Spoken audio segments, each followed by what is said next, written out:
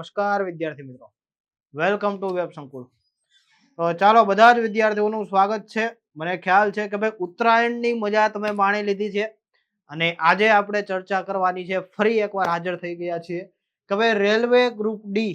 આપણને ખ્યાલ છે કે હવે ભાઈ આપણે ફેબ્રુઆરીમાં પરીક્ષા આવે છે, તો જે વિદ્યાર્થીઓને હજી સુધી પરીક્ષા બાકી, મતલબ કે ભાઈ સાહેબ હજી સુધી મારે પરીક્ષા નથી આવી કે કોલ લેટર નથી આવ્યો, એનો મતલબ એ છે કે ભાઈ તમને વધારે સમય મળ્યો છે ફેબ્રુઆરી. ઓકે, 6 ફેબ્રુઆરીથી પરીક્ષા ફરીથી શરૂ થાય છે અને જે કોઈ પણ વિદ્યાર્થીઓ છે એ પરીક્ષા આપી શકે છે. યસ, જે બાકી છે બરોબર. યસ, તો એમના માટે આપણે ખાસ અગત્યના પ્રશ્નો લઈને આવ્યા છીએ કે ભાઈ આ જ વર્ષે જે આ પરીક્ષા પૂછાય છે ને તેમાં કેવા પ્રશ્નો પૂછાણા. તમે લોકો જોઈ શકો છો કે ભાઈ નવેમ્બર થી પરીક્ષા શરૂ થઈ છે, 27 નવેમ્બર થી. તો અલગ અલગ શિફ્ટના આપણે પેપર જોઈએ છે. તો આ નવેમ્બરનું ત્રીજી શિફ્ટનું એક પેપર છે. આ પેપરની અંદરના જે પ્રશ્નો હશે ને એ તમારા માટે અગત્યના છે. શું કામ? કારણ કે આપણને જોવા મળ્યું છે કે ભાઈ ઘણા પ્રશ્નો રિપીટ થાય છે કરંટ પરીક્ષામાં. પાછળની વાત તો પછી રહી. તો ચાલુ પરીક્ષામાં જ એવું થાય છે કે ભાઈ નવેમ્બર ડિસેમ્બરમાં જે પરીક્ષાઓ લેવાય ને એમાંથી શું છે કે ભાઈ મોટા ભાગના પ્રશ્નો ડિસેમ્બર એન્ડમાં હોય અથવા આ જાન્યુઆરી જે 8-9 હતી એમાંથી રિપીટ થયા. તો એના માટે પણ અગત્યનું રહેશે. આ સિવાય તમે જે તૈયારી કરી રહ્યા છો તો ભાઈ શું પ્રશ્નો આવે તે જાણવા માટે પણ આ લેક્ચર જે છે એ અગત્યનો રહેશે. તો ચાલો આપણે, જો નવા છો તો લાઈક અને શેર કરી દેજો, વિડીયોને સબસ્ક્રાઇબ કરી લેજો. ચેનલની શરૂઆત કરીએ છીએ. સેન્ટ્રલ માટે તમને તૈયારી કરતી આપણે આ એકમાત્ર ચેનલ છે ગુજરાતીમાં. યસ, અને એની પહેલા તમને જણાવી દઉં કે ભાઈ હવે પછીની જે 2026-27માં ગ્રુપ ડી પરીક્ષા આવવાની, એના માટે વેબ સંકુલ દ્વારા ગુજરાતી ભાષામાં ખાસ ગુજરાતના વિદ્યાર્થીઓ માટે લાઈવ બેચ લોન્ચ કરવામાં આવી છે, જેનું નામ છે average to master railway group D. તમને ખ્યાલ છે કે ભાઈ ઉત્તરાયણનું પર્વ છે અને આ પર્વ અંતર્ગત તમને ખાસ ડિસ્કાઉન્ટેડ પ્રાઇસ પર મળવામાં આવે છે. પ્રાઇસની વાત આપણે પછી કરીએ, પરંતુ શું મળે છે કે સાહેબ પ્રાઇસ અમને દેખાય છે. યસ, આઈ નો. તો તમને શું મળે છે કે ભાઈ આમાં તમને 300+ કલાકના લાઈવ લેક્ચર્સ મળશે. લાઈવ લેક્ચર્સ એટલે ફેકલ્ટી લાઈવ તમને ભણાવતા હશે, તમે લાઈવ જોઈ શકશો, કંઈ પણ મનમાં ડાઉટ આવે પૂછી શકશો. ઓકે, ખૂબ સરસ રીતે ગણિત અને રીઝનિંગ વિષયો કે જે દરેક પરીક્ષાઓ તમારી કેન્દ્ર સરકારની હોય, રાજ્ય સરકારની હોય, ક્લાસ 1, 2, 3 હોય, કોઈ પણ જગ્યાએ તમારે ગણિત અને રીઝનિંગ આવવાનું. તો ગણિત અને રીઝનિંગ લાઈવ ભણવાના છે, પ્લસ આપણે એની પ્રેક્ટિસ શીટ પણ આપવાના છે. હવે તમે એવરેજ ચેપ્ટર જોયા, ટકાવારી ચેપ્ટર જોયું, પછી તમે ગુણોત્તરના પ્રમાણ જોયું, યસ, નફોખોટ જોયું. તો આવા અલગ અલગ જે કાંઈ પણ પ્રકરણો છે એ બધાના તમને 100 પ્રશ્નો પ્રેક્ટિસ માટે આપવાના. આ સિવાય તમને મોક ટેસ્ટ આપવાના છે. દરરોજ 2 કલાકના લાઈવ લેક્ચર્સ રહેશે. અને આ સંપૂર્ણ તૈયારી આપણે કીધું કે ભાઈ ગુજરાતી ભાષામાં જે વિષયો આપણે ક્યાં ભણીએ છીએ, ગણિત છે, રીઝનિંગ છે, સામાન્ય વિજ્ઞાન છે, સામાન્ય અભ્યાસ અને વર્તમાન પ્રવાહ. ઓકે, આટલું તમને પૂછાય છે. તમે આજનું લેક્ચર જોશો એટલે ખ્યાલ આવશે. આજે આપણે જે પેપર છે ને એ જૂનું નથી, વર્ષો જૂનું, ચાલુ પરીક્ષા દરમિયાન લેવાયેલું નવેમ્બર મહિનાનું પેપર છે. ઓકે, કારણ કે સ્ટુડન્ટ્સને ખબર છે કે ભાઈ મેમરી બેઝડ પ્રશ્નો આપવામાં આવે છે. શું છે કે ભાઈ અત્યારે તમને ફિઝિકલ પેપર નથી મળતું, તે પ્રશ્નોના આધારે આપણે લઈને આવ્યા છીએ કે ભાઈ શું છે પેપર, કેવી રીતના પૂછાય છે. બરોબર. યસ, તમારે લોકોએ જોવાનું છે, લાઈક અને શેર કરવાનું છે. જો બેચમાં જોડાવાનું છે તો ભાઈ વેબ સંકુલ લાઈવ એપ્લિકેશન ડાઉનલોડ કરવાની. પેમેન્ટની વાત કરીએ તો ભાઈ 3999 ખાસ ડિસ્કાઉન્ટેડ ઓફર ચાલી રહી છે. તો મહત્તમ લાભ લ્યો. બરોબર છે, આ વસ્તુ ભૂલવાની નથી. યસ, તો જોઈએ. પહેલો પ્રશ્ન અહીંયા આવ્યો છે કે ભાઈ ખાલી જગ્યા અને ખાલી જગ્યા એ છોડની પ્રજનન પ્રણાલીનો ભાગ છે. એટલે કે ભાઈ જો પ્રજનન પ્રણાલીનો ભાગ છોડ, પ્લાન્ટના સંદર્ભમાં વાત કરવામાં આવી છે, માણસના સંદર્ભમાં નહીં. તો અહીંયા પ્લાન્ટ એટલે કે ભાઈ છોડ કે વનસ્પતિનો પ્રજનન પ્રણાલીનો ભાગ શું છે? મૂળ અને પાન, થડ અને પાન, ફૂલ અને બીજ, પાંદડું અને બીજ. જનરલી આપણે લેક્ચર લાઈવ હોય છે, પરંતુ આ જે લેક્ચર છે એમાં તમારે કમેન્ટ બોક્સમાં જવાબ આપવાના છે. ઓકે, યસ, તો ભૂલવાનું નથી. અને છેલ્લે આપણે 40 જેટલા પ્રશ્નો છે, તમારે કહેવાનું છે ભાઈ આમાંથી તમારા કેટલા સાચા. 45 જેવા પ્રશ્નો છે, આમાંથી તમારે કહેવાનું છે તમારા કેટલા સાચા પડ્યા છે. ઠીક છે. યસ, તો છોડના પ્રજનન તંત્રમાં 2 વસ્તુ આવે છે. એક આવે છે ફૂલ અને એક બીજું શું આવે છે તો કે બીજ આવે છે. શું આવે છે? ફૂલ અને બીજ છે. ઠીક છે. યસ, તો અહીંયા તમારો જવાબ શું આવશે? અહીંયા તમારો જવાબ સી બનશે કે સાહેબ આમાં ફૂલ અને બીજ આવશે. ચાલો નેક્સ્ટ જોઈએ. નવો પ્રશ્ન છે, પાચન પ્રક્રિયામાં લાઇપેઝ નું કાર્ય શું છે? લાઇપેઝ કહેવાય, લિપેઝ કહેવાય અથવા તો લાઇપેઝ. બરોબર, લિપેઝ ને તમે લાઇપેઝ પણ કહી શકો. લાઇપેઝ છે એ શું છે? એક એન્ઝાઇમ છે. શું છે? એક એન્ઝાઇમ છે અને ગુજરાતીમાં ઉત્સેચક કહેવાય. શું છે? ઉત્સેચક છે, એન્ઝાઇમ છે. લાઇપેઝ છે શું છે? ઉત્સેચક છે, એન્ઝાઇમ છે. તો અહીંયા મારે તમને એમ કેવું છે કે ભાઈ લાઇપેઝ છે એનું પાચન પ્રક્રિયામાં કાર્ય શું છે? તો કે સાહેબ પેલા ખબર તો હોવી જોઈએ કે લાઇપેઝ આવે છે ક્યાં? તો લાઇપેઝ નાના આંતરડામાં આવે. આજે ઉત્સેચક છે ક્યાં જોવા મળશે? નાના આંતરડામાં. યસ, ક્યાં જોવા મળે? નાના આંતરડામાં. ઓકે, નાના આંતરડામાં જોવા મળે.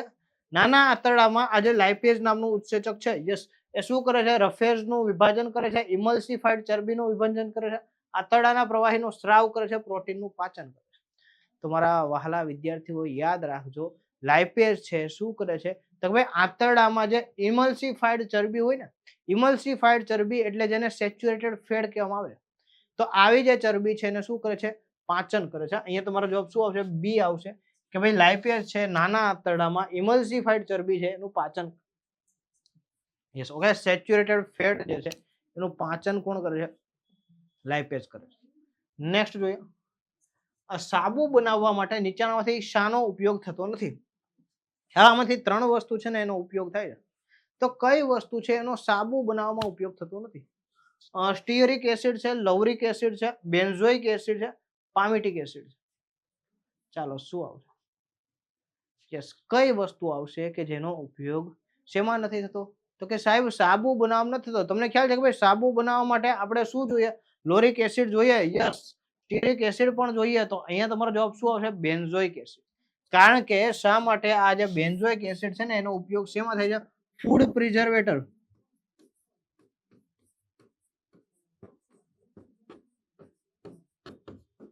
એટલે કે ભાઈ ખોરાકને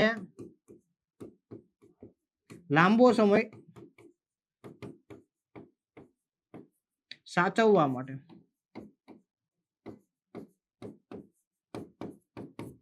તો અહીંયા તમારો જવાબ શું આવશે? કે સાહેબ બેન્ઝોઇક એસિડ છે ને એનો ઉપયોગ ક્યાં થાય છે? તો કે સાહેબ ખોરાકને લાંબા સમય માટે સાચવવા માટે. ઓકે, આ જે બેન્ઝોઇક એસિડ છે એનો ઉપયોગ ક્યાં થાય છે? કે ખોરાકને લોંગ ટર્મ માટે સાચવવા માટે થાય.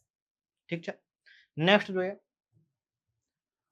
એક વાહક વાયરની 1 કિલોમીટર લંબાઈ, બરોબર? યસ, વાયરની લંબાઈ 1 કિલોમીટર છે અને તેનો ક્રોસ સેક્શન ત્રિજ્યા 7 મીમી છે. આ વાયરમાંથી 10 ઓહમ પ્રતિકારનો રેઝિસ્ટર બનાવવામાં આવે છે. તો આ વાહકની પ્રતિકારકતા શું છે? તો આના સૂત્રમાં અને તમારે મેઇન ગણતરીમાં જવાનું થશે. તમારો જવાબ શું આવશે? 1.54 × 10⁻⁶ ઓહમ. ઓકે, યસ, તો અહીંયા શું આવશે? 1.54 × 10⁻⁶ ઓહમ આવશે. યસ, નેક્સ્ટ જોઈએ. આપણા શરીરમાં રિફ્લેક્સ આર્ક ક્યાં બને છે? રિફ્લેક્સ આર્ક જો તમે લોકો તમને સાદી ભાષામાં સમજાવીએ કે ભાઈ શું છે? તમારું ધ્યાન ના હોય અને તમારો હાથ ભૂલથી કોઈ જગ્યાએ અડી જાય કે એ સપાટી ગરમ છે તો તરત તમારો હાથ પાછો ખેંચાઈ જશે. કોઈ જગ્યાએ માનો કે ભાઈ તમે આમ પડું થઈ રહ્યા છો તો તરત તમે પાછળથી ખેંચાઈ જશો. તો આ વસ્તુને રિફ્લેક્સ આર્ક કહેવામાં આવે છે. અથવા તો માનો કે ભાઈ કોઈ જગ્યાએ મેં તમને કીધું કે ભાઈ ગરમ છે અથવા તો કોઈ જગ્યાએ તમારી ચીપટી આવે છે તરત તમે તમારી સામે બળ લાગે. આ બધી વસ્તુઓ શું છે? રિફ્લેક્સ આર્ક છે. ઘણી વાર શું છે કે ભાઈ તમે નિર્ણય લ્યો અને ત્યારે એ રિફ્લેક્શન આપે એની પહેલા ઓટોમેટિક રિએક્શન આપી દે. એનું કારણ શું? તો એનું કારણ એ છે કે ભાઈ રિફ્લેક્સ આર્ક છે એ એક્ટિવ છે. તો એ કઈ જગ્યાએ બને છે? હૃદયમાં બને છે, કરોડરજ્જુમાં બને છે, મગજમાં બને છે કે ભાઈ યકૃતમાં બને છે? ચાલો એનીવન, રિફ્લેક્સ આર્ક એટલે કે ભાઈ એવી જે ક્રિયાઓ કે માણસ કરે કે ન કરે પરંતુ શરીર ઓટોમેટિક કરી લે. શું કામ કે ભાઈ માણસની નર્વ સિસ્ટમ ચેતાતંત્ર છે સતત એક્ટિવ હોય છે. ઊંઘમાં પણ અમુક જગ્યાએ માનો કે ભાઈ તમે સૂતા હોય ને અમુક જગ્યાએ જેવું પડવા જેવા થાવ ને ત્યાં તરત જાગી જાવ. શું કામ કે તમારું ચેતાતંત્ર એ સતત કામ કરે છે. તો આવું જે કામ કરતું ચેતાતંત્ર હોય તો રિફ્લેક્સ આર્ક છે એ કરોડરજ્જુમાં બને. યસ, ક્યાં બને છે? કરોડરજ્જુમાં બને છે. યસ, ઓકે, યાદ રાખવાનું છે કઈ જગ્યાએ બને છે? કરોડરજ્જુમાં બને. ચાલો નેક્સ્ટ જોઈએ. 500 મીટર પ્રતિ સેકન્ડની ઝડપે મુસાફરી કરતી 5 મીટર તરંગ લંબાઈ ધરાવતી ધ્વનિ તરંગનો સમયગાળો ગણતરી કરો. તો આપણે સમયગાળો ટાઈમ શોધવાનો છે ધ્વનિ તરંગનો. યસ, તો અહીંયા 500 મીટર પ્રતિ સેકન્ડની ઝડપે ચાલે છે. યસ, યસ, ઓકે, તો અહીંયા શું આવશે? યસ 500 ના છેદમાં યસ 5 આવશે. ઓકે, કારણ કે શું છે કે ભાઈ 5 મીટર પ્રતિ સેકન્ડ છે. યસ, તો અહીંયા તમારો જવાબ શું આવશે? યસ, તો કે સાહેબ શું આવશે? હવે શું છે કે સાહેબ આપણે ધ્વનિ તરંગની સમયગાળો શોધવાનો છે, આપણે ટી શોધવાનો છે. શું ટી? તો ટી બરાબર શું આવશે કે સાહેબ 100. Yes, 1 minute. ઓકે, યસ, તો અહીંયા શું આવશે? તો કે સાહેબ 5 ના છેદમાં 100. તો તમારો જવાબ શું આવશે? 0.05 આવશે. ઓકે, યસ, તો સમયગાળો કેટલો થશે? 0.05 થશે. ઓકે, યસ, તો અહીંયા જવાબ તમારો શું આવશે? 0.01, સોરી શું આવશે? 0.01 આવશે. Okay, yes, yes, 5. યસ, અને અહીંયા 1 આવશે, 5 નહીં આવે. શું આવશે? 1 આવશે. યસ,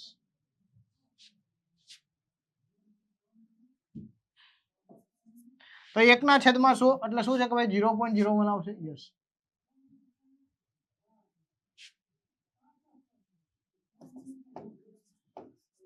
ઓકે, યસ,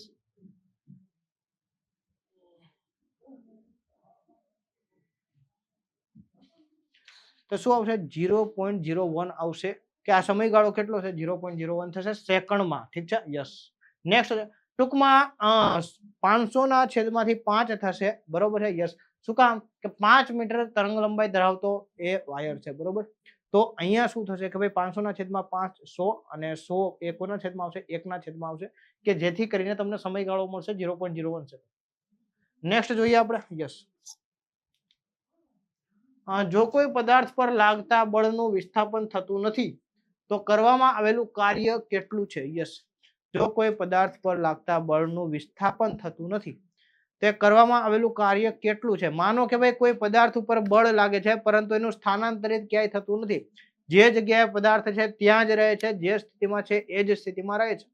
મેં તમને કીધું હતું ને કે ભાઈ આ કોઈ આ જમીનની સરફેસ છે, અહીંયા કોઈ ટુકડો પડ્યો છે, અહીંયા તમે ઉપરથી બળ લગાડો છો, એ નથી તો આમ ખસતો કે નથી તો આમ ખસતો, આ તમે ફક્ત બળ લગાડો છો તો શું છે?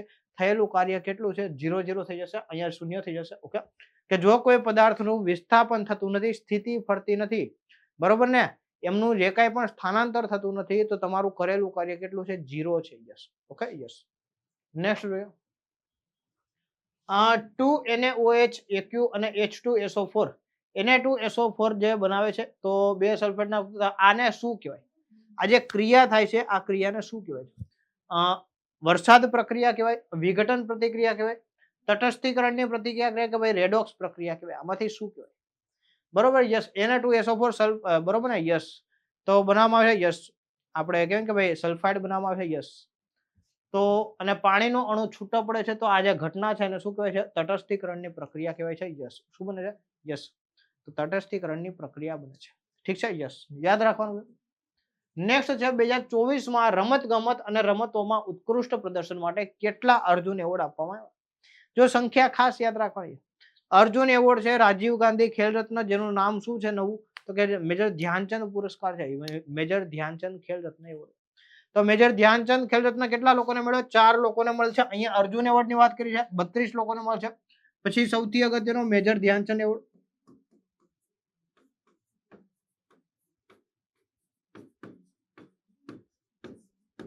ખેલ રત્ન એવોર્ડ.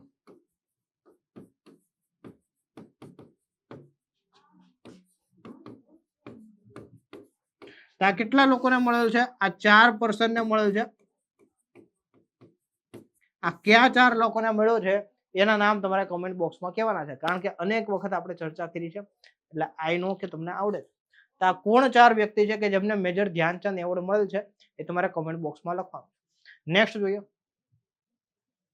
સૂકા ચૂના પર, બરોબર, સૂકા ચૂના પર ક્લોરીનની ક્રિયા દ્વારા શું બનાવવાનું? Calcium oxide, hydrochloric acid, calcium chloride, bleaching powder. સૂકો ચૂનો હોય એને હું ક્લોરિનેશન કરવામાં આવે, એટલે કે ભાઈ એને ક્લોરીન સાથે એડ કરવામાં આવે, મિક્સ કરવામાં આવે, તો જે વસ્તુ બને છે એને શું કહેવામાં આવે છે? તો એને બ્લીચિંગ પાવડર કહેવામાં આવે છે. શું કહેવામાં આવે છે? બ્લીચિંગ પાવડર કહેવામાં આવે છે. ઠીક છે. યસ, તો અહીંયા તમારો જવાબ ડી આવશે. નેક્સ્ટ છે એસઆઈ વિદ્યુત સ્થિતિમાનનો એકમ છે, તો વિદ્યુત સ્થિતિમાનનો એસઆઈ એકમ કયો છે? અહીંયા તમને એમ પૂછ્યું છે. યસ એસઆઈ એકમ કયો છે વિદ્યુત સ્થિતિમાનનો? યસ શું આવશે અહીંયા? જૂલ, ઓહમ, એમ્પિયર કે પછી વોલ્ટ? વિદ્યુત સ્થિતિમાન પૂછેલું છે. વિદ્યુત સ્થિતિમાનનો એકમ શું થશે તમારે? વોલ્ટ થશે. ઓકે યસ વોલ્ટ યાદ રાખવાનો. જૂલ છે કાર્ય છે, ઓહમ છે અવરોધ છે. Okay yes. ગ્રેગર જોન મેન્ડલે આ માટે પ્રખ્યાત છે. તમને ખ્યાલ છે કે ભાઈ વટાણાના કોષમાં આનુવંશિકતા માટે, બરોબર ને, સૌ પ્રથમ એનો પ્રયોગ વટાણાના કોષમાં હતો. ક્યારે હતો? 1865-66, 1865-66. આ સમયગાળામાં એમણે વટાણાના છોડ ઉપર પ્રયોગ કરીને આનુવંશિકતા, બરોબર ને, આનુવંશિકતા મતલબ પિતૃ પેઢીમાંથી અમુક લક્ષણો આગામી સંતતિ પેઢીમાં આવે છે. જેટલું આ વટાણાના છોડમાં સાચું છે એટલું માણસોમાં પણ સાચું. આપણે કહીએ છીએ કે ભાઈ આનું નાક એના પપ્પા જેવું છે, આનું મોઢું એના મમ્મી જેવું છે, આનો સ્વભાવ એના દાદી જેવો છે, આનું હોશિયારી છે એના દાદા જેવી છે. તો આ બધી વસ્તુઓ તમને ક્યાંથી ખ્યાલ આવે? તો કે સાહેબ આનુવંશિકતાના ગુણ આવે છે. Okay yes. તો અહીંયા સિદ્ધાંત શું આવશે? આનુવંશિકતાના સંદર્ભમાં અભ્યાસ કરેલો છે. કોણે આ અભ્યાસ કરેલો છે? તો કે સાહેબ આ અભ્યાસ ગ્રેગર જોન મેન્ડલ દ્વારા કરવામાં આવ્યો. સૌપ્રથમ એમણે શેની ઉપર કર્યો હતો? વટાણાના છોડ ઉપર કર્યો. ક્યારે કર્યો હતો? 1865-66 માં કર્યો. Okay yes. નેક્સ્ટ જોઈએ. એક બેટ્સમેન ક્રિકેટ બોલને ફટકારે છે જે પછી સમતલ જમીન પર પડે છે. થોડું અંતર કાપ્યા પછી બોલ સ્થિર થાય છે. બોલ ધીમો પડીને અટકી જાય છે. કારણ કે હવે સામાન્ય એક પરિસ્થિતિ લઈ ગયો. તમે મેચ રમો છો, તમે ક્રિકેટ મેચ રમો છો, તમે 4 કે 6 લગાવવા માટે પ્રયત્ન કરો છો, પરંતુ બોલ છે ને એટલો બધો દૂર નથી જતો. સામાન્ય કદાચ તમારું ઓછા તમે બળ કરીને માર્યો છે, તો હવે બોલ થોડો દૂર જાય છે, થોડોક ગબડે છે અને ત્યારબાદ ઉભો રહી જાય. તેનું કારણ શું? બેટ્સમેન બોલને પૂરતા જોરથી ફટકારતો નહોતો, એટલે આપણે વૈજ્ઞાનિક કારણની ચર્ચા કરવાની છે. વેગ બોલ પર લગાવવામાં આવેલ બળના પ્રમાણસર છે, એટલે બોલ પર ગતિનો વિરોધ કરતું બળ હોય છે, એટલે કે બોલ પર કોઈ અસંતુલિત બળ હોતું નથી, તેથી બોલ સ્થિર થવા માંગશે. આમાંથી કઈ ઘટનાને કારણે? વૈજ્ઞાનિક જવાબ આપવાનો છે, બરોબર. મેં તમને કીધું એમ ને કે ભાઈ ક્રિકેટરે બોલ ધીમો માર્યો હતો, એ વ્યવહારિક જવાબ થયો, બરોબર. તમારા વૈજ્ઞાનિક જવાબ આપવાનો. ઓકે તો વૈજ્ઞાનિક જવાબ શું થશે કે ભાઈ બોલ પર ગતિનો વિરોધ કરતું, બરોબર ને, યસ, જે કાઇનેટિક એનર્જી છે, કાઇનેટિક જે છે એનો વિરોધ કરતું બળ લાગતું હોય, એટલા માટે આ શું છે કે ભાઈ બોલ સ્થિર થઈ જાય. યસ, જ્યાં સુધી એનામાં એનર્જી હોય છે, બરોબર, બેટ્સમેન દ્વારા ફટકારવામાં આવે જેટલી એનર્જીથી એટલી એનર્જી સુધી બોલ જાય છે, ત્યારબાદ ધીમે ધીમે સ્થિર થઈ જાય. ઓકે, શું કામ કે ભાઈ બોલને ગતિનો વિરોધ કરતું બળ પણ હોય. યસ, તમે કોઈ પણ ઊભા હશો ને કોઈ પણ જગ્યાએ, તમારે ખ્યાલ હશે, જો અત્યારે કદાચ પોલીસ ભરતી ચાલે એટલે કોઈ વિદ્યાર્થીઓ દોડતા હશે, તમને ખબર હશે કે ભાઈ એ શું છે કે ભાઈ એમને હવા સામે અવરોધતી હશે. સામાન્ય રીતે તમને દેખાય નહીં, પરંતુ તમે દોડવા કરો એટલે શું છે કે ભાઈ હવા તમને અવરોધે. ઓકે, તો એવી જ વસ્તુ અહીંયા થઈ જાય. નેક્સ્ટ જોઈએ. કઠણ પાણીમાં, બરોબર ને, જેને હાર્ડ વોટર કહેવામાં આવે, આના માટે શબ્દ વપરાય છે હાર્ડ વોટર.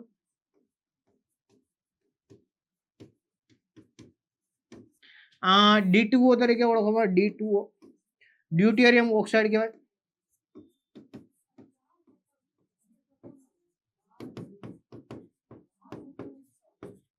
આ ડ્યુટેરિયમ ઓક્સાઇડનો ઉપયોગ ક્યાં થાય? મંદક તરીકે થાય છે. યસ, જે કોઈ પણ ન્યુક્લિયર પાવર સ્ટેશન હોય અથવા તો કોઈ પણ જેવા હોય પ્લાન્ટ, એમાં મંદક તરીકે ઉપયોગ થાય છે, ઠંડુ ઉપાડવાનું કામ કરે છે. તો આ જે હાર્ડ વોટર છે અથવા તો કઠણ પાણી છે, એમાં કયું તત્વ હોય છે? તો કે સાહેબ એમાં કેલ્શિયમ હોય. શું હોય છે? કેલ્શિયમ હોય છે. અહીંયા તમારો જવાબ શું આવશે? કેલ્શિયમ આવશે કે સાહેબ એમાં શું હોય? કેલ્શિયમ હોય છે. યસ, તો યાદ રાખવાનું છે કેલ્શિયમ શેમાં હોય? ડ્યુટેરિયમ ઓક્સાઇડ, D2O, એટલે કે ભાઈ શું છે કે ભાઈ હાર્ડ વોટરમાં હોય. યસ. નેક્સ્ટ જોઈએ. વટાણાનો છોડ નીચેના છોડની મદદથી અન્ય છોડ અથવા તો વાડ પર ચડી જાય. તમારી કઈ, હવે તમે કોઈ પણ છોડવા જોયા છે ને, વટાણું નહીં, તમે દ્રાક્ષ લઈ લો, તમે વટાણા લઈ લો, તમે XYZ કોઈ પણ છોડવા જોયા છે? દૂધીના છોડવા હોય, ગલકાના છોડવા હોય, તુરિયાના છોડવા હોય, તો આવા છોડવા હોય ને, એ પેલા કેવું કરે? તો કે સાહેબ આવી એક પતલી એવી આવી રીતના આમ જાય, બરોબર. પછી એને કેવું હોય કે આમાં વળવળિયા વાળું હોય. આવી જે વળવળિયા વાળી હોય ને, એ કોઈ વસ્તુને પકડે. માનો કે ભાઈ અહીંયાથી આ તાર જતો હોય, તો આ તારને આ પકડશે, ત્યારબાદ અહીંયા છોડ ડેવલપ થશે. તમે જોયું છે આવું? તમે આવું જોયું હશે, બરોબર, કે નાની એવી પતલી એવી એમાંથી એક ડાળ જેવું જાય અને જે વળવળિયા વાળું થાય, એ કોઈ વસ્તુ સાથે પેલા વળે છે, ત્યારબાદ ધીમે ધીમે ધીમે વિકાસ થાય. તો એ જે આ વળે છે ને, એને શું કહેવાય છે? એને ટેન્ડ્રિલ્સ કહેવામાં આવે. શું કહેવામાં આવે છે? ટેન્ડ્રિલ્સ કહેવામાં આવે છે. માનો કે આ લોખંડનો તાર છે, તો આવી રીતના વળવળ્યા કરતું જાય, ત્યારબાદ શું છે? એ આધાર પૂરો પડે. શું છે? એ છોડને વિકાસ થવા માટે આધાર પૂરો પડે. એને શું કહેવાય? ટેન્ડ્રિલ્સ કહેવામાં આવે. તમારા ઘરે તમારા આજુબાજુમાં ક્યાંય પણ છોડ હોય ને તો જોજો એમાં તમને આવી ટેન્ડ્રેસ જોવા મળશે. Okay, yes. વળવળિયા વાળી શું છે કે ભાઈ આ નાની નાની ડાળખીઓ ટાઈપ જોવા મળશે. સ્ટેનલેસ સ્ટીલ મેળવવા માટે નીચેનામાંથી કઈ ધાતુ અને લોખંડ સાથે ભેળવીને બનાવવામાં આવે છે? સ્ટેનલેસ સ્ટીલ મજબૂત સ્ટીલ, બરોબર ને, તો એમાં લોખંડ તો હોય જ છે. તો આ સિવાય લોખંડ સાથે કઈ ધાતુ ભેળવવામાં આવે છે? નિકલ અને ટીન છે, નિકલ અને જસત છે, નિકલ અને તાંબુ છે, નિકલ અને ક્રોમિયમ છે. તો સ્ટેનલેસ સ્ટીલમાં ખાસ યાદ રાખવાનું ક્રોમિયમ ભેળવવામાં આવે છે અને આમાં ક્રોમિયમ વાળો એક જ ઓપ્શન છે. તો તમારો જવાબ શું આવશે? નિકલ અને ક્રોમિયમ આવશે. Okay, yes. નિકલ પણ આવે છે, ક્રોમિયમ પણ આવે છે અને લોખંડ પણ આવે છે. તો ત્રણેય બરોબર ને? યસ. નિકેશ, યસ.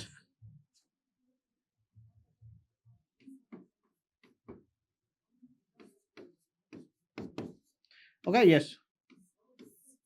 આ ત્રણ વસ્તુ ભેગી થાય ને ત્યારે શું બને છે? ત્યારે બને છે સ્ટેનલેસ સ્ટીલ.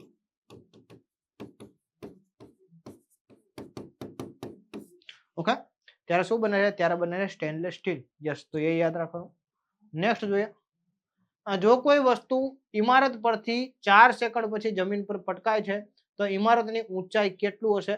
તો અહીંયા તમારે યાદ રાખવાનું છે ભાઈ 80 મીટર હશે. અને સૂત્ર મૂકવાનું છે, ત્યારબાદ જવાબ આપવાનો. ઓકે, આ ક્યાંથી પ્રશ્ન આવે છે? 8મા અને 9મા ધોરણની વિજ્ઞાનમાંથી પ્રશ્ન આવે છે. ઓકે, તો એના માટે દાખલાઓની પ્રેક્ટિસ કરવાની રહેશે. નેક્સ્ટ જોઈએ. જ્યારે આપેલા પદાર્થ પર જાડા કચરાનો સ્લેબ મૂકવામાં આવે ત્યારે તે ખાલી જગ્યા દેખાય છે અને આ પ્રકાશના ખાલી જગ્યા કારણે થાય છે. હવે જો મને એક વાત કહું, તમારી પાસે છાપું હશે, તમારી પાસે પુસ્તક હશે, તમારી પાસે કોઈ પણ લખાણ વાળી વસ્તુ છે, એની ઉપર તમે જાડો કાચ મૂકો ને તો એ જે છાપેલું લખાણ છે તમને કેવું દેખાશે? નીચું દેખાશે અને પ્રતિબિંબ આવશે. નીચું દેખાશે અને વક્રીભવનના કારણે થશે. ઊંચું દેખાશે વક્રીભવનના કારણે કે પછી ઊંચું અને પ્રતિબિંબના કારણે. તો બે વસ્તુ થાય છે. જ્યારે હવે માનો કે ભાઈ અહીંયા હું તમને કહું, બરોબર છે? યસ. માનો કે આ મારી ડાયરી છે. તો આ ડાયરીમાં મારું કંઈ પણ લખેલું હશે, માનો કે આમાં મેં કંઈ લખેલું છે, તો આ વસ્તુને આમ રાખીશ ને માથે કાચનો આપણે ઓલો કહે કે ભાઈ વેટ, પેપર વેટ તમે મૂકશો ને તો આનું જે લખાણ છે ને તમને કેવું દેખાશે? તો કે સાહેબ એવું ઊંચું દેખાશે અને એ પ્રકાશના વક્રીભવનના કારણે થશે. નીચું નહીં આવે, ઊંચું આવશે. અહીંયા તમારો જવાબ શું આવશે? સી આવશે.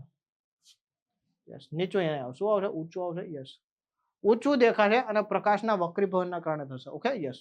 તમે જોજો કોઈ પણ વસ્તુ સામાન્ય રીતે જુઓ ને એની ઉપર કોઈ કાચ, જાડા કાચ વાળી કોઈ વસ્તુ મૂકો ને તો તમને આમ ઉપસેલું દેખાશે. શું દેખાશે? ઉપસેલું દેખાશે. Okay, yes. નેક્સ્ટ જોઈએ. આ Fe2O3 અને 2AI, બરોબર? Fe2O3 આ ખરેખર શું છે ખબર? તો કે કાટ ખાયેલું લોખંડ છે. શું છે? કાટ ચડેલું જે લોખંડ છે ને એ છે. પ્લસ બીજું શું છે કે ભાઈ એમને એલ્યુમિનિયમ સાથે ભેળવવામાં આવે છે તો શું પ્રક્રિયા થાય?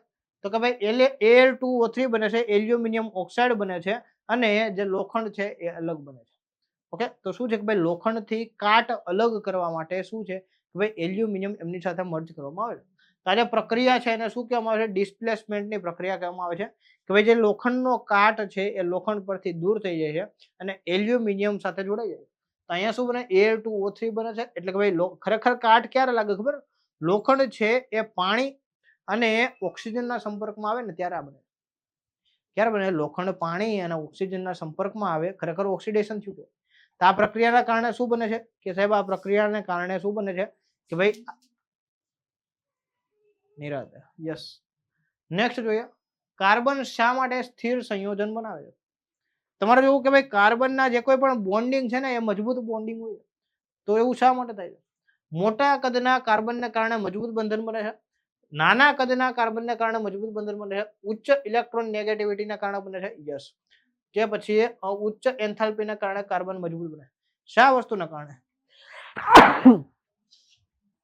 Yes, sorry. તો અહીંયા તમારો જવાબ શું હશે? કે કાર્બનના કદ નાના હશે. શું છે કે ભાઈ કાર્બનના નાના કદના કારણે કાર્બન જે છે એ મજબૂત બંધન બનાવે છે. તો અહીંયા તમારો જવાબ શું બનશે મિત્રો? કે કાર્બનના કદ નાના હોય એના કારણે શું છે કે ભાઈ મજબૂત સહસંબંધો બનાવે છે. બરોબર? યસ. અહીંયા જવાબ શું આવશે? કે ભાઈ મજબૂત બંધન બનાવે છે. સામાન્ય રીતે ઇલેક્ટ્રિક બલ્બમાં ભરવામાં આવતો ગેસ કયો છે? તો કે સાહેબ આમાં તો આર્ગન આવે, પણ આર્ગન ક્યાંય છે? આર્ગન સિવાય પણ એક વાયુ ભરવામાં આવે છે જેનું નામ શું છે? નાઇટ્રોજન છે. તો અહીંયા તમારો જવાબ શું આવશે? અહીંયા આપણો જવાબ આવશે નાઇટ્રોજન. કે સાહેબ કયો ગેસ ભરવામાં આવે છે? નાઇટ્રોજન ભરવામાં આવે છે. Okay, yes. તો અહીંયા આપણો જવાબ શું આવશે? કે સાહેબ આમાં નાઇટ્રોજન ભરવામાં આવે છે. નેક્સ્ટ જોઈએ. ઇલેક્ટ્રોનની શોધ ખાલી જગ્યા દ્વારા કરવામાં આવી હતી? ખરેખર શું છે ખબર? ઇલેક્ટ્રોનની શોધ કરવામાં આવી હતી એક પ્રયોગ અંતર્ગત.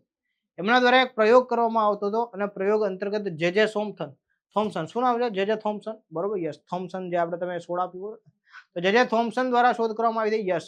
અને એમણે ખબર નથી કે ભાઈ આ ઇલેક્ટ્રોન છે. એમનું એમ કહેવું કે ભાઈ અણુથી ને પણ ના કંઈક નાનું હોવું જોઈએ. ઓકે, અણુથી નાના જે પરમાણુઓ છે તો ભાઈ પરમાણુઓને આપણે કોઈ પણ રીતે જોવા જોઈએ.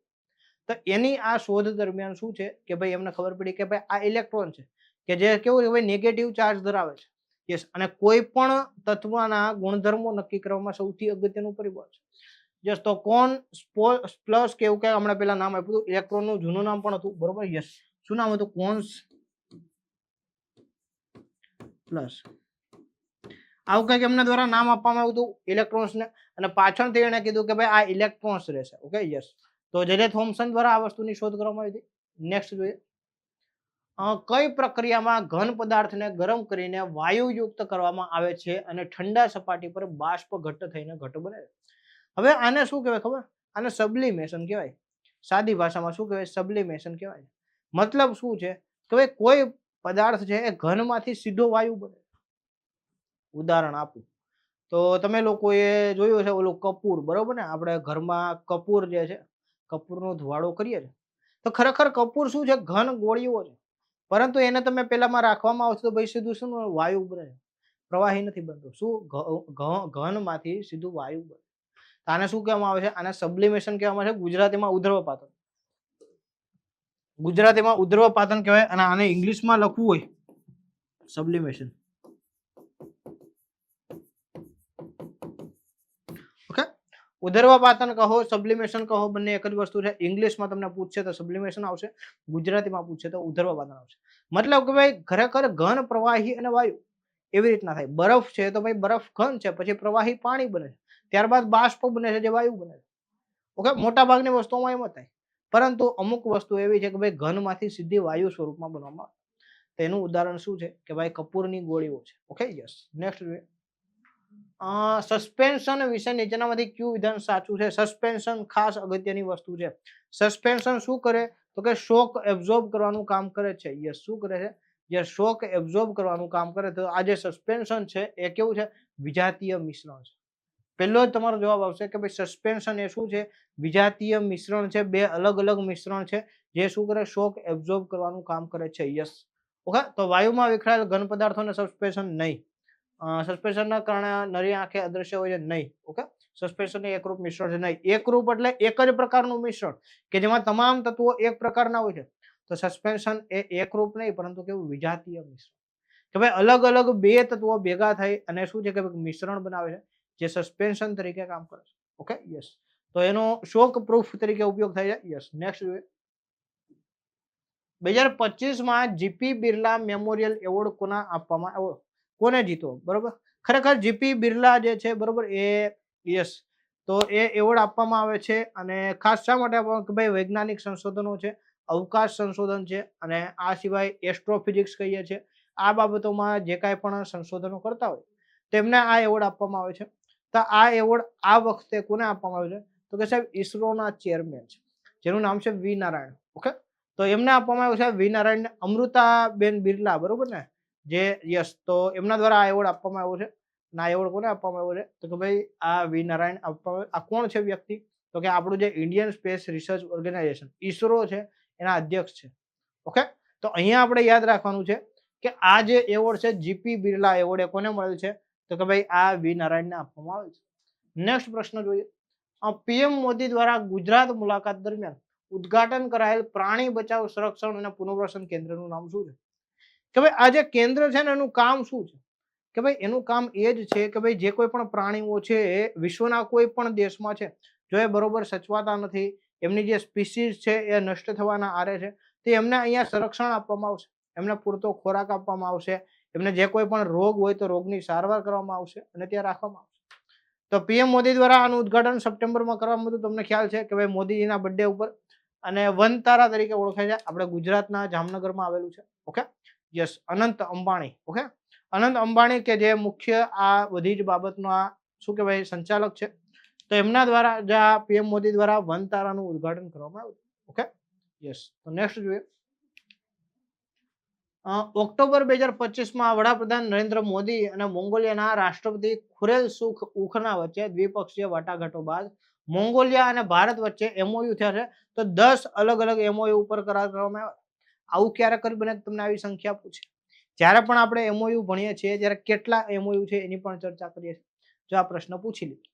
ઓકે, તો 10 અલગ અલગ એમઓયુ આવી ગયા, જેમાં આર્થિક સહભાગીદારી હોય, સંરક્ષણ ક્ષેત્ર હોય, બરોબર, રોજગારી ક્ષેત્ર હોય, પ્રવાસન ક્ષેત્ર હોય, સાંસ્કૃતિક એકરૂપતાના ક્ષેત્ર હોય. આવા અલગ અલગ ફિલ્ડમાં 10 અલગ અલગ ફિલ્ડમાં આ કરાર કરવામાં આવ્યા. કોની વચ્ચે? ભારત અને મોંગોલિયા વચ્ચે. Okay, yes. નેક્સ્ટ જોઈએ. મહારાષ્ટ્રના કયા શહેરમાં સેનિટરી અને બાયોમેડિકલ કચરાના 100% અલગીકરણ, સંગ્રહ અને પ્રક્રિયાનો અનુભવ થયો? મતલબ કે ભાઈ અહીંયા શું છે કે ભાઈ બાયો વેસ્ટ છે એને સ્પેશિયલ અલગ અલગ જ કરવામાં આવ્યું. સેનિટરી વેસ્ટ, બરોબર ને, સેનિટરી પેડનો જે બહેનો ઉપયોગ કરે છે ત્યાં બધી જ વસ્તુઓને શું છે કે ભાઈ અલગ અલગ ક્લાસિફિકેશન કરવામાં આવ્યું છે કચરાનું, કે જેમાંથી જે કચરો તમે રિડ્યુસ કરી શકો, રિસાયકલ કરી શકો, એ અલગ રહે. તો આવું સૌ પ્રથમ કરવામાં આવ્યું છે કરાડ જિલ્લા, બરોબર, કરાડ ખાતે કરવામાં આવ્યું છે. યસ. કઈ જગ્યાએ? કરાડ ખાતે કરવામાં આવ્યું. નેક્સ્ટ જોઈએ. 30 મે 2025ના રોજ કયા રાજ્યએ ઉલ્લાસ નવ ભારત સાક્ષરતા કાર્યક્રમ હેઠળ 100% જાહેર સાક્ષરતા હાંસલ કરી? તમને ખ્યાલ છે કે ભાઈ લિટરસી જાહેર કરવા, લિટરસી બાબતે ભારતના દરેક રાજ્યો પ્રયત્ન કરે. કારણ કે જ્યારે વ્યક્તિ ભણેલા હશે ને તો વ્યક્તિ પોતાના સારા અને નરસાનો નિર્ણય પોતે કરી શકે. એને ફક્ત બીજાના વિચારોએ નહીં ચાલવું પડે. ઓકે, તેના માટે ભણતર ખૂબ જરૂરી છે. અને અહીંયા જવાબ આવશે કે ભાઈ હિમાચલ પ્રદેશ છે એ આમાં જોડાયેલું છે. યસ. ઓકે, અને યસ. ઓકે, તો અગાઉના PLFS રેકોર્ડ મુજબ દરને વટાવ્યું છે અને સાક્ષરતા 100% હાંસલ કરવામાં જે રાજ્યો છે એમાં હાંસલ કર્યો છે. નેક્સ્ટ જોઈએ. ટેસ્ટ ક્રિકેટ અ હિસ્ટ્રી પુસ્તક છે જે ટેસ્ટ ક્રિકેટના 150 વર્ષનો ઇતિહાસ દર્શાવે છે. તો આજે 1877 થી લઈ તેના ઉત્ક્રાંતિનો ટ્રેક આપે છે. વેક્સ દ્વારા પ્રકાશિત આ પુસ્તક માર્ચ 26માં ક્રિકેટની 150મી વર્ષગાંઠ નિમિત્તે લોન્ચ કર્યું. તો આ પુસ્તક કોણે લખ્યું? છેલ્લા 150 વર્ષથી ક્રિકેટનો ઇતિહાસ દર્શાવે છે. ટેસ્ટ ક્રિકેટમાં જે કાંઈ પણ ફેરફારો થયા હોય એ બધી બાબતની ચર્ચાઓ હોય. તો પુસ્તક છે, પુસ્તકના લેખક કોણ છે? તો ટીમ વિગમોર છે. કોણ છે? ટીમ વિગમોર છે. યસ. પોતે ભૂતપૂર્વ ખેલાડી છે. યસ. ભારતમાં નીચેનામાંથી કઈ સંસ્થાએ મે 2025માં વિશ્વનું સૌથી વધુ રિઝોલ્યુશન ધરાવતું હવામાન આગાહી માટે મોડેલ વિકસાવ્યું? મતલબ કે ભાઈ હવામાન આગાહી માટેનું આ એક મોડેલ વિકસાવવામાં આવ્યું છે કે જે હાઈ રિઝોલ્યુશન ધરાવે છે સૌથી વધારે. મતલબ કે વાદળાઓ કેટલા છે, કેટલા દૂર છે, વરસાદ કેટલો થાય એમ છે, વાતાવરણમાં હ્યુમિડિટી કેટલી છે, અથવા તો બીજા કોઈ પણ ફેરફાર છે કે નહીં, ગરમી છે તો ગરમીનું પ્રમાણ કેટલું છે, આવી અલગ અલગ આગાહી કરવા માટેનું સૌથી હાઈ રિઝોલ્યુશન વાળું આ વિકસાવનાર કોણ છે? તો અહીંયા જવાબ આવશે રાષ્ટ્રીય મધ્યમ શ્રેણી હવામાન આગાહી કેન્દ્ર. ઓકે, યસ, જેને આપણે national centre for medium range okay weather forecasting તરીકે ઓળખવામાં આવે છે. એ ઇંગ્લિશ નામ છે national centre for medium range weather forecasting. Okay, ઇંગ્લિશમાં શું કહેવાય? National centre for medium range weather forecasting. તેમના દ્વારા આવું હાઈ રિઝોલ્યુશન શું છે કે ભાઈ મોડેલ તૈયાર કરવામાં આવ્યું છે કે જેથી કરીને ભારતના કોઈ પણ પ્રદેશમાં વરસાદની આગાહી કરવા માટે, અથવા તો શું છે કે ભાઈ તાપની આગાહી કરવા માટે, ઠંડીની આગાહી કરવા માટે, અથવા તો અન્ય કોઈ પણ વાવાઝોડાઓ છે, પવન ફૂંકાવાનો છે, આવી અલગ અલગ બાબતોનું શું છે કે ત્યાંથી ફોરકાસ્ટિંગ થઈ શકે. યસ, કે જેથી કરીને ઓછામાં ઓછું જાન અને માલનું નુકસાન થાય. કારણ કે તમને ખબર છે કે ભાઈ 2 કલાક પછી આ જગ્યાએ વાવાઝોડું આવવાનું છે તો તમે કોઈ સારી જગ્યાએ શિફ્ટ થઈ શકો એમ, કોઈ સુરક્ષિત જગ્યાએ સુરક્ષાના પગલાઓ લઈ શકો એમ. તો આવી જગ્યાએ પહોંચવા માટે આ વસ્તુ ઉપયોગી છે. ઓકે, નેક્સ્ટ જોઈએ આપણે. 30 જૂન 25ના રોજ તેલંગાણામાં કેમિકલ ફેક્ટરીની દુર્ઘટના કયા જિલ્લામાં બની? એક કેમિકલ બ્લાસ્ટ થયો હતો, બરોબર, કેમિકલ એક્સપ્લોઝન થયું હતું તેલંગાણામાં, અને ત્યાં ઘણા બધા લોકોનું શું છે ભાઈ મૃત્યુ પણ થયું છે અને ઘણા લોકો ઘાયલ પણ થયા. ખૂબ દુર્ઘટના કહેવાય. આ વસ્તુ તેલંગાણામાં સંગારેડ્ડીમાં બનેલ છે. કઈ જગ્યાએ બનેલ છે? સંગારેડ્ડી ખાતે બનેલ છે. Okay, yes. તો અહીંયા તમારો જવાબ શું છે? સંગારેડ્ડી આવશે. ભારતનો સર્વોચ્ચ સાહિત્યિક પુરસ્કાર જે ભારતીય બંધારણમાં માન્યતા પ્રાપ્ત 22 અનુસૂચિત ભાષાઓમાંથી કોઈ પણ ભાષામાં આપવામાં આવે તો ભાષામાં શ્રેષ્ઠ સર્જનાત્મક સાહિત્ય લખાણ આપે તો એનું નામ શું? એટલે કે ભાઈ સાહિત્ય ફિલ્ડનો સૌથી ઊંચામાં ઊંચો પુરસ્કાર કયો કહેવાય? તેને જ્ઞાનપીઠ પુરસ્કાર કહેવામાં આવે. શું કહેવાય? જ્ઞાનપીઠ પુરસ્કાર કહેવામાં આવે છે. યસ. શરૂઆત ક્યારે થઈ હતી? 1965 થી. યસ.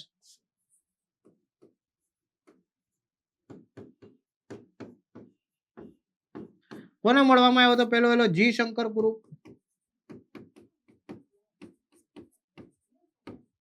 ઓકે, છેલ્લે ક્યારે આપવામાં આવ્યો હતો? છેલ્લે 2024. વિનોદ કુમાર કરીને છે, યસ, એમને મળેલ છે. એમના હિન્દીમાં સાહિત્યમાં યોગદાન બદલ. Okay, yes. ગુજરાતીઓને પણ મળેલ છે, બરોબર. ઘણા ગુજરાતી સાહિત્યકારો છે, 3 કે 4 ગુજરાતી સાહિત્યકારો. ઉમાશંકર જોશી છે, પન્નાલાલ પટેલ છે, યસ. પછી એક ધ્રુવ કરીને છે, બરોબર, યસ. યસ, નામ તો હું કદાચ ભૂલી ગયો છું. પછી એક છે રઘુવીર ચૌધરી, એમને પણ મળશે. આવા ગુજરાતી સાહિત્યકારોને પણ મળશે. 2015 રઘુવીર ચૌધરીને એમની અમૃતા નવલકથા માટે મળ્યો. પરંતુ છેલ્લા 2024 આપેલો છે કોને? તો ભાઈ વિનોદ કુમારને આપેલો છે, યસ. ઓકે, નામ યાદ રાખવાનું છે, એમના હિન્દીમાં સાહિત્ય પ્રદાન માટે. ઓકે, તો 59મો હતો. આજે 24 વાળો હતો, કેટલામો હતો? 59. યસ, તો યાદ રાખવાનું છે કે ભાઈ આ સાહિત્ય પુરસ્કાર છે, સૌથી મોટો સાહિત્ય પુરસ્કાર કહેવાય ભારતમાં. તો શું કહેવાય? જ્ઞાનપીઠ પુરસ્કાર. ઓકે, યસ, તો યાદ રાખવાનું છે. નેક્સ્ટ જોઈએ. રમત ગમત અને રમતો 2024 ઉત્કૃષ્ટ પ્રદર્શન માટે અર્જુન એવોર્ડ મેળવનાર શ્રીમતી વંતિકા અગ્રવાલ કઈ રમતમાં શ્રેષ્ઠ છે? અહીંયા જે વંતિકા અગ્રવાલ છે કઈ બાબતે શ્રેષ્ઠ છે એમ કહેવાનું છે, યસ. તો આંધ્રપ્રદેશથી પોતે બિલોંગ કરે છે અને ચેસ, ખૂબ સારી એવી ચેસ રમે છે. ઓકે, તો એમને અર્જુન પુરસ્કાર પણ મળેલો છે, યસ. અને 2004 લગભગ એમનો જન્મ છે, એટલે 21-22 વર્ષના આ ખેલાડી છે, પણ ખૂબ સારું રમે છે, યસ. નેક્સ્ટ જોઈએ. નવેમ્બર 2025 ગુવાહાટીમાં કેન્દ્રીય મંત્રી જ્યોતિરાદિત્ય સિંધિયા દ્વારા પૂર્વોત્તરની કેટલી પ્રતિષ્ઠિત હસ્તીઓને ડોક્ટર ભૂપેન હજારિકા, બરોબર ને, ભારત રત્ન ડોક્ટર ભૂપેન હજારિકા રાષ્ટ્રીય પુરસ્કારથી સન્માનિત કરવામાં આવ્યા? બરોબર. ઉત્તર પૂર્વીય પ્રદેશોમાંથી કોણ? નોર્થ ઈસ્ટ, બરોબર, ઉત્તર પૂર્વીય રાજ્યોમાં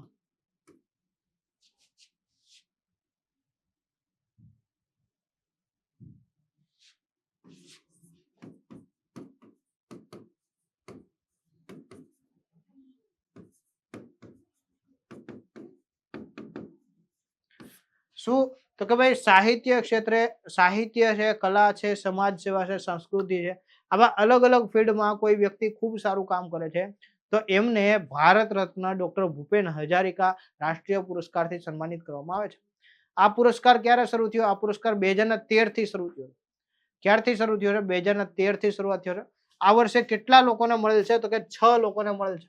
કેટલા લોકોને મળેલ છે? 6 લોકોને આવશે, 4 નહીં આવે. અહીંયા તમારો જવાબ શું આવશે કે ભાઈ 6 લોકોને મળેલ છે. Okay, yes.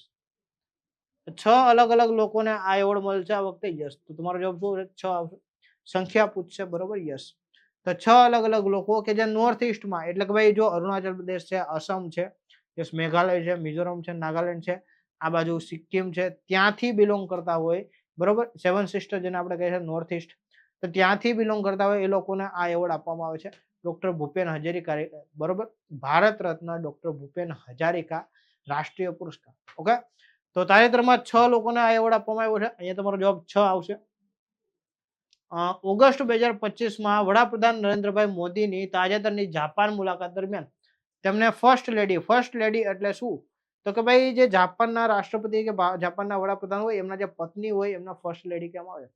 યકાચી, બરોબર, નામ છે, યસ. તનીશા યકાચી કે એવું કંઈક નામ છે, યસ. તો એમને જે પશ્મિના શોલ છે એ ગિફ્ટ તરીકે આપવામાં આવી. આપણો ભાઈ સ્વભાવ છે, બરોબર ને, યસ. કોઈ પણ આપણે ભારતની એ સંસ્કૃતિ છે કે તમે કોઈ પણ વ્યક્તિના ઘરે જાઓ તો ખાલી હાથે ના જાઓ, કંઈક ને કંઈક એમના માટે ગિફ્ટ લઈને જ આવશો. એવી ગિફ્ટ પીએમ કોઈ પણ દેશમાં જાય છે તો ભાઈ કંઈક ને કંઈક લઈને જાય છે. ત્યાંથી એમને પણ ગિફ્ટ આપવામાં આવે છે અને પીએમ પણ અહીંયાથી લેતા જાય છે અને પોતાનું ભારતીય જે છે, બરોબર ને, સંસ્કૃતિ છે, હેન્ડીક્રાફ્ટ છે એને પ્રમોટ કરે છે. તો પશ્મિના શોલ ખૂબ ફેમસ છે, યસ. પશ્મિના ઘેટાઓની જો આપણે કહીએ ને કે ભાઈ એમના જે ઊન હોય એમાંથી બનાવવામાં આવે છે, ખૂબ સારી એવી છે, પતળી હોય છે પરંતુ ગરમ હોય છે. તો આવી જે શોલ છે ગિફ્ટમાં આપવામાં આવી છે. આંતરરાષ્ટ્રીય સાક્ષરતા દિવસ પહેલા તો ક્યારે આવે છે? તમારે કમેન્ટ બોક્સમાં લખવાનું છે કે ભાઈ ઇન્ટરનેશનલ લિટરસી ડે, બરોબર, ભારતનો શિક્ષક દિવસ નહીં, તો આંતરરાષ્ટ્રીય સાક્ષરતા દિવસ ક્યારે જ આવે?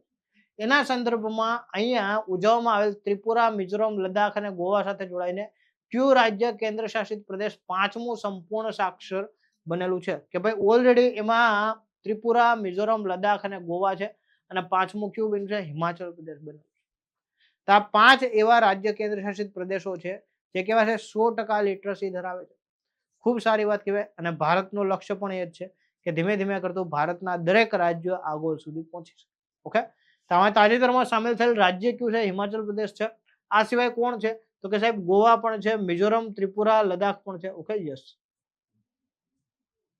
કેન્દ્રીય નાગરિક ઉડ્ડયન મંત્રાલયે જાહેરાત કરી કે નોઈડા ઇન્ટરનેશનલ એરપોર્ટ જેવરનું ઉદ્ઘાટન કઈ તારીખે થશે અને મુસાફરો માટે આશરે કેટલા દિવસમાં શરૂ થશે?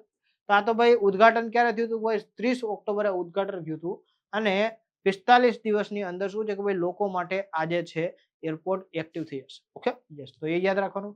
ટૂંકમાં આ તો કેવું છે કે ભાઈ કરંટ ને લગતી ઇવેન્ટ હતી એટલે પૂછી લીધી છે. બરોબર, યસ. નેક્સ્ટ, IUCN દ્વારા તાજેતરમાં વિશ્વ સંરક્ષણ કોંગ્રેસમાં અપનાવવામાં આવેલ પ્રસ્તાવ 042 નું કેન્દ્રીય બિંદુ શું છે? IUCN નું પેલું હતું ભાઈ international union for conservation of nature. શું છે? International union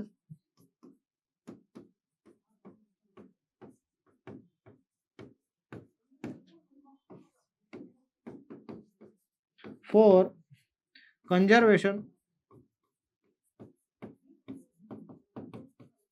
of nature.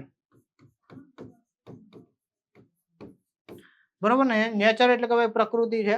જે કોઈ પણ પ્રાકૃતિક તત્વો છે, પશુ પક્ષીઓ છે, જંગલ વનસ્પતિ છે, એને સાચવવાનું કામ કરતું આંતરરાષ્ટ્રીય સંગઠન છે.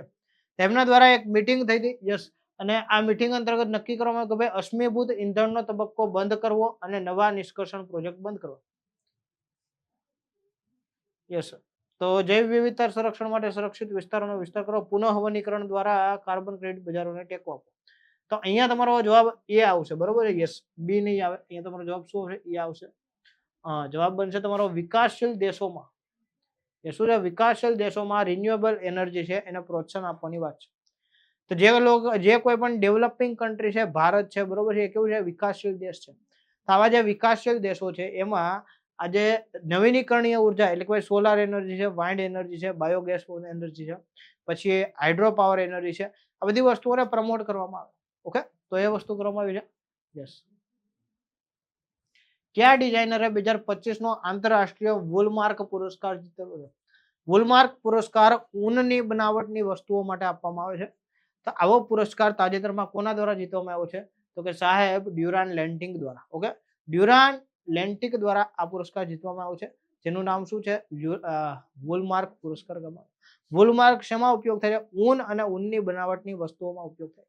ઓકે, નેક્સ્ટ, ઓગસ્ટ 2025 માં કઈ કંપનીએ ઝારખંડ સરકાર સાથે નવીનીકરણીય ઉર્જા વિકાસ માટે ભાગીદારી કરેલ છે? તો અહીંયા જવાબ આવશે ટાટા પાવર. રિન્યુએબલ એનર્જી માટે ઝારખંડ ગવર્મેન્ટ સાથે ભાગીદારી કરનાર સંસ્થા કઈ છે? ટાટા પાવર. અદાણી ગ્રીને કોની સાથે કરેલ છે? ગુજરાત સરકાર સાથે કરેલ છે. તો અદાણી ગ્રીન એનર્જીમાં ગુજરાત ગવર્મેન્ટ આવશે, રાજસ્થાન ગવર્મેન્ટ આવશે, જ્યારે ટાટા પાવર દ્વારા ક્યાં? તો ભાઈ ઝારખંડ ખાતે આ વસ્તુ કરવામાં આવે છે. ઓકે, ભારત અને માલદીવ સંયુક્ત લશ્કરી કવાયત એક્યુવેરનની 13મી આવૃત્તિ માલદીવમાં કયા મહિનામાં યોજાય? જો ક્યારે યોજાય આ પણ પૂછે, ક્યાં યોજાય એ પણ પૂછે, અને શું નામ છે એ પણ પૂછે. તો એક્યુવેરનનો મતલબ શું થાય ખબર? મિત્રતા થાય. ભારત અને માલદીવ એ મિત્ર કન્ટ્રી છે અને ઘણીવાર આવી મિલિટરી એક્સરસાઇઝ થાય છે. તો તાજેતરમાં આવી એક્સરસાઇઝ થઈ હતી, એ થઈ હતી એપ્રિલ 25 માં થઈ હતી. એટલે વિચાર કરો કે ભાઈ એપ્રિલ વાળો પ્રશ્ન એ લોકોએ ડિસેમ્બરમાં પૂછ્યો છે. એટલે જે કાંઈ પણ મિલિટરી એક્સરસાઇઝ છે તો ખાસ અગત્યની છે. મહિનો પણ યાદ રાખવાનો, કયા દેશ સાથે થઈ જાય એ પણ યાદ રાખવાનું. ઓકે, અને ક્યાં થઈ જાય? આમાંથી તમારે આગળ પૂછ્યું તેમ પૂછ્યું ભાઈ ક્યાં થઈ? તો આપણને જો અહીંયા લખ્યું કે ભાઈ આ કઈ જગ્યાએ થઈ? માલદીવ ખાતે થઈ. Okay, yes. નેક્સ્ટ જોઈએ. યસ. તો ભાઈ મિશન મોસમ પ્રોજેક્ટના ભાગરૂપે ડાયરેક્ટ બ્રોડકાસ્ટ નેટવર્ક સ્ટેશનો સ્થાપિત કરવા માટે કઈ સંસ્થાએ ન્યૂ સ્પેસ ઇન્ડિયા લિમિટેડ સાથે MOU પર હસ્તાક્ષર કર્યા છે? તો ન્યૂ સ્પેસ ઇન્ડિયા લિમિટેડ સાથે MOU કરનાર કયું છે? યસ. તો અહીંયા આવશે ભારત અવકાશ સંશોધન સંગઠન એટલે કે ભાઈ ઈસરો આવશે. શું આવશે? ઈસરો આવશે. યસ. તો આ બ્રોડકાસ્ટ ને સ્ટેશનો સ્થાપિત કરવા માટે ઈસરોએ ન્યૂ સ્પેસ ઇન્ડિયા લિમિટેડ સાથે MOU કરેલા છે. યસ. વિશ્વ હૃદય દિવસની થીમ શું છે? સપ્ટેમ્બર મહિનામાં ઉજવવામાં આવે છે. 20 સપ્ટેમ્બર આસપાસ ઉજવવામાં આવે છે. યસ, 20 સપ્ટેમ્બરે જ ઉજવવામાં આવે છે વિશ્વ હૃદય દિવસ. બરોબર ને? વર્લ્ડ હાર્ટ ડે, જેની શું કામ કે ભાઈ વિશ્વના જે હૃદયના રોગો છે એનાથી લોકોને છુટકારો.